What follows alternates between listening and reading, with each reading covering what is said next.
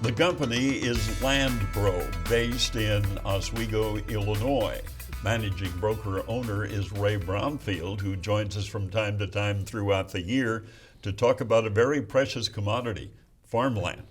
That's what we want to talk about this week if we can, because what's happening to the value of farmland with the continued decline in commodity prices? Surprisingly, the high quality land is remaining pretty stable. I mean, slightly a little bit down, maybe 5% maybe this year, but not what you'd think with commodity prices drastically lower than that.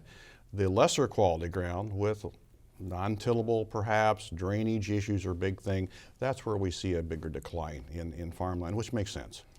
And who is doing the selling and who is doing the buying? Most of the selling are estates at some point in time when people pass. There's multiple beneficiaries and they figure that maybe it's time to have the cash. It's because dividing 7 ways or 5 ways or 4 ways doesn't work sometimes, so that's the seller usually. The buyers are still the owner-operators, the farmers in the area. Primarily, they're the ones, particularly the higher quality. The lesser quality, where the prices are down, the returns are maybe such that they can be more achievable, then we have investors coming to that marketplace. Foreign investors still buying land in this country? Very few. A few Argentines, we do hear some Chinese in some cases, but nothing of any major impact. What about cash rents right now? Everybody wants to know about those. Ray, they're set for the time being, but where have they been as of late and where might they be headed again this fall? Well, in 2017, we declined our cash rents on the average about $25 an acre, depending on the quality of the land.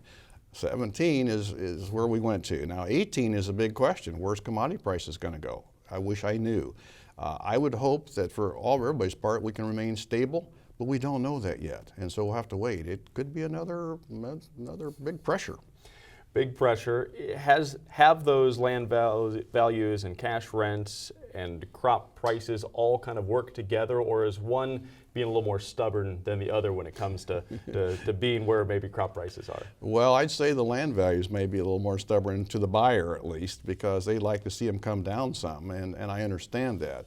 But they really haven't to the degree that one would think, whereas the commodity prices have done what they're doing, and there's not a strong correlation in some cases. And that conversation that you have to have about cash rents, start to be thinking about that now. Keep your books if you're the farmer and you're going to approach the land owner.